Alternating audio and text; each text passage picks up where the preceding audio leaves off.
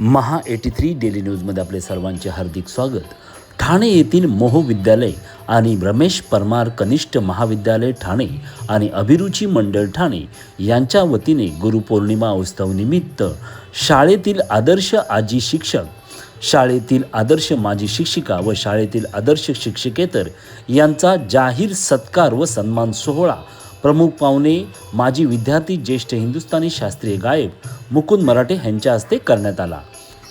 सदर सत्कार मूर्तीमध्ये आदर्श माजी शिक्षिका म्हणून श्रीमती अनिता जाधव यांचा सत्कार करण्यात आला, तर आदर्श आजी शिक्षक म्हणून श्री प्रवीण कुमार जाधव यांचा सत्कार करण्यात आला, तर आदर्श शिक्षकेतर श्री दिलीप जाधव सर यांचा सत्कार करण्यात आला।